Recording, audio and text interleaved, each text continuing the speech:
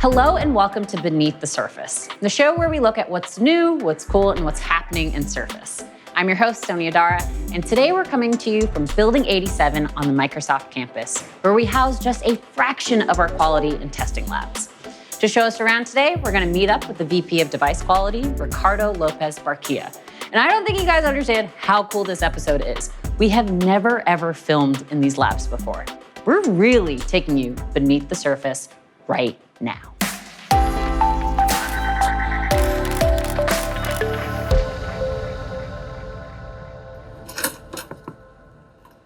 Whoa, this is such a cool room. Hey, Ricardo. Hey, Sonia. Welcome to the Touch Lab. Oh, this is so cool. Thank you so much for having me. Very excited to have you here. Awesome. So to kick things off, I was hoping you could tell us a little bit more about yourself and what your team does.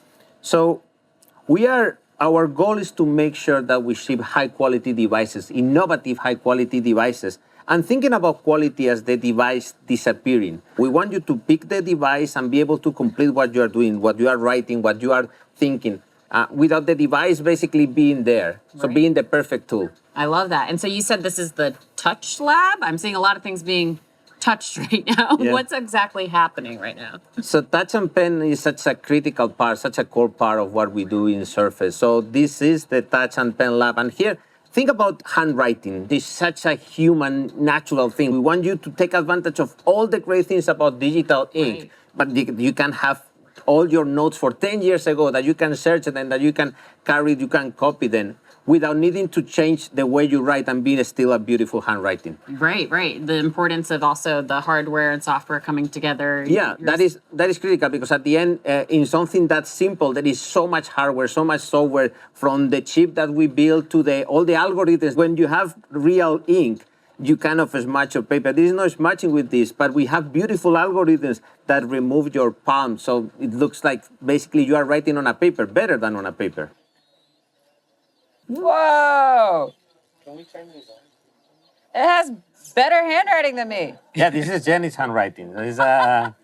How do we achieve this and really make it a great experience? With a bunch of experts that you see here, with a bunch of robots, and with a lot of work and a lot of sessions of tuning till we get to a better experience, the perfect experience, and then we keep going to basically get a great device. Awesome. So this lab is helping test out some of those experiences. Is there anything we can maybe I can see? show you a very cool demo. You want to see Yes, it? Okay, I'm let's down go right and take now. a look. All right.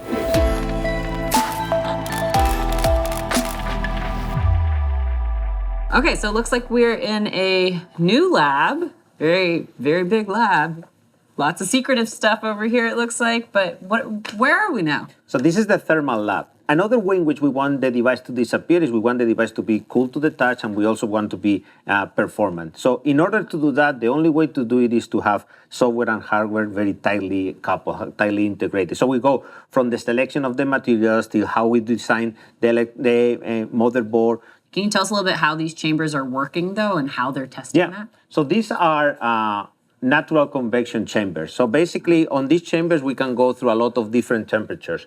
And what we do is we basically get all these devices, we get a lot of thermocouples to them, basically to measure what is the temperature, not only outside, but also inside. Right. We get, in some of these devices, we get even to put 40 to 50 thermocouples. And then we figure out what is their temperature as we are running a lot of different automated scenarios. So we do thousands of Teams calls, we play a lot of games, all the things that we think that the people are going to do with these devices. Great. As we were saying before, trying to make the device disappear, try to make the device that is just something that you pick, you want to do something, you grab it, you stay in your flow, and do your thing, and you're done. Oh, that's awesome. That actually reminds me, I've heard now about all these different factors, and heat and temperature, but any other invisible factors that we as consumers just aren't aware of that you're actually testing for? Yeah, at the end, we want to make everything invisible. People that are watching this video, they will only think about audio if they cannot hear, or if the sound is not clear, or if somebody says, look, I cannot hear you when we are talking in Teams. So all that is another aspect of, we want to keep that hidden. We want to basically get people to just talk on Teams or watch this video, not worry about the audio, or their speakers, or their microphone. We want to hide all that. So your team is working on minimizing those impacts and mitigating them and fixing all those. That's awesome.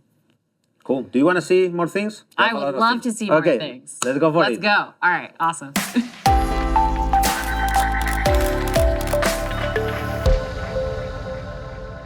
This is one of the rundown battery labs. So here is where we characterize the rundown for all our devices, the battery life of our devices. Right. And what you can see here in all these devices is they are running a lot of different scenarios.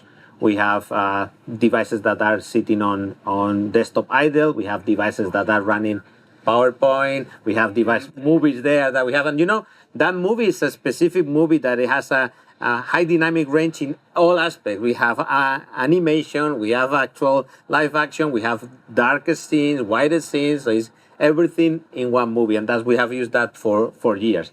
So it's running essentially the average experience across all the telemetry that you've pulled in. And optimizing that and just running down these batteries over and over and over again. Yeah, and if you look at, and we apply those learnings from telemetry, we know what is the average number of tabs. So the web browsing experience, the web browsing battery life is the one that we are expecting to have. Oh, that's awesome. All right, what's next? So let me show you the inside of the devices. We have seen a lot of full devices. Let's go and take a look at the inside of the device.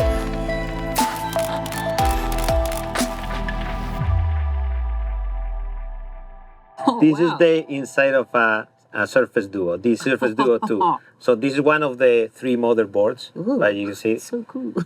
What's everything right? But you're not going to be able to see that much there, but that's why we have this microscope. So what we do here is do all the rework here. In the same way I was telling you about this tuning, this iteration, this fast iteration. We do that with the in software. We do that with hardware here. If we need to do any of the reworks, we come here with this microscope and take a look to that. So take a look and you will see. Oh, nice. And of course now you're an expert, so you know exactly what you're looking at. Yeah, there's the Qualcomm chip. Yay. So if you find any problems, let us know. Although this is yes, already... I totally see that. Oh my God, my fingers look so big. Yes, that was the problem area. Squeezing in a lot of components into a very, very tiny. We were talking about the mechanical part of it because at the end, our devices need to keep having this great build quality. And this idea of the component, of the tuning, we do it in software, we do it electrically, but also we do it mechanically. And that is how my team is involved. My team is involved from the very early. When we think about something like the hinge, for example, we start by understanding how people use the device. What is the percentage of time that the device will be in this position, in this position, in these positions? What will be the forces? How would people open the device? How many times people are going to open the device? How many are going to close the device? And when we have all that and that understanding, we model that. You don't want to think about the hinge. You just get your device, you put it here, and it's great. It's not your angle, you move it. You don't think about the hinge. You just think about something that you wanted to achieve, and you are achieving. Yeah. Do you want to see a place that has a Guinness record? A Guinness record? Yeah, let's go. Let's go and take a look at that. There's a room here with a Guinness record? Yes.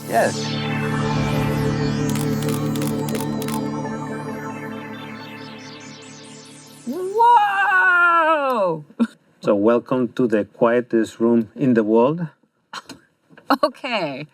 All right. How and why do we have the world's quietest room in Microsoft? So when you think about the device disappearing, there is nothing more painful than hearing this faint noise than when you are working at night. And this is the place where we are able to detect that early and we are able to eliminate it. And why this room? Because no matter how quiet your room is, this room will be quieter. And this building is built around this room. So this has its own foundation. It's separated from the building, as you have seen, and it has a 12-inch concrete walls all around it. And right now we are sitting on top of a bunch of springs. So no matter what happens outside, we are not going to be able to hear anything. Also, these things are able to eliminate any of the reflections. That's amazing. Honestly, I've had such a great time seeing the 5 labs today. It's so amazing. Yeah, and you have seen 5, we have 300 labs in Redmond and nearly 80,000 square feet. And we have labs all around the world. And all this is basically the evolution of when we are finding things, when we are seeing that we want to get farther into the tuning of the device, or we are seeing problems that we want to eliminate. And that is in labs, and that is in everything that we do. We have tests, we have AI-based automation now that looks at devices, that looks at the screens and try to find problems, try to find glitches. All those things are happening. So when you come in 5 years, you will be able to see something very different. Ricardo, thank you so much for showing me around the labs today. I've had such a great time. It was super great to have you here. You are welcome to come anytime you want. Thank you. I love But this room. before you leave, you need to experience this. It's pretty cool. If you stay here 15 minutes and turn off the light, you will start heating your own blood through your veins. So I think you're gonna enjoy that. It's well, some people hate it, but some people think it's great. Did So you I think say I'll hear my own no. I think you're vein? gonna I think you're gonna love it. So Oh my God, what is happening? Okay. I'm not sure. You guys are joking, right? Oh, wait, you were serious about turning off the lights? Well, I hope people like and subscribe. They're gonna come back for me, right? Ricardo?